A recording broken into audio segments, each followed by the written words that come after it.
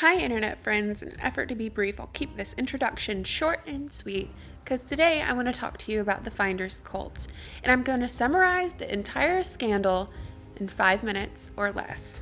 To fully understand what is taking place now, we must travel back to the past, to 1987.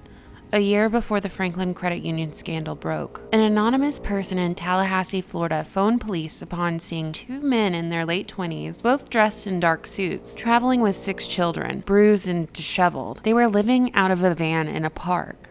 Of the 6 children, 2 showed signs of sexual abuse, and the men claimed they were en route to Mexico to what they described as a school for smart kids. Local police discovered that these men were part of a cult, a Washington, D.C. based cult.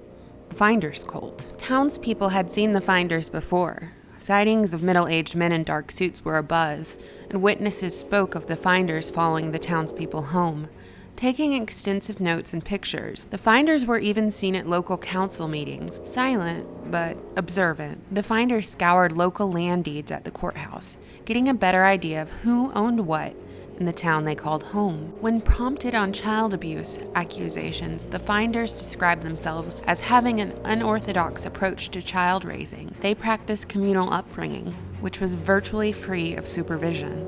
Police raided the Finders' compound, located in northeast Washington, D.C., and they observed a multitude of children's items: clothing, toys, diapers.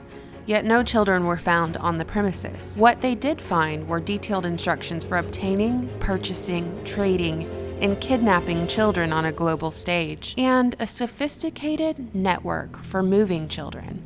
A video room with production equipment was observed, as well as a satanic altar. Passports implicating embassies and foreign governments were uncovered, and paraphernalia pointing to the Finders' interest in terrorism and explosives was documented. What they found next was even more sinister. Photo albums of robed adults and children slaughtering goats, toddlers pulling dead baby goats from the mother's womb, and a goat head presented to a child were among the photos they found. What's particularly curious is that law enforcement reported that some of the Finders cult member names were found in the FBI's counterintelligence files. The CIA took over the Finders cult case due to national security, and as a result, the charges against the 2 men in Tallahassee were dropped, and the children were returned from state custody, and thus the investigation into child trafficking was blocked by none other than the CIA. Papers stopped reporting on the Finders, and the whole scandal fell from public interest. Everyone quickly forgot about the 6 children, but Florida Congressman Tom Lewis didn't forget. He was quoted saying, "Could our own government have something to do with this Finders organization and turn their backs on these children? That's what all the evidence points to."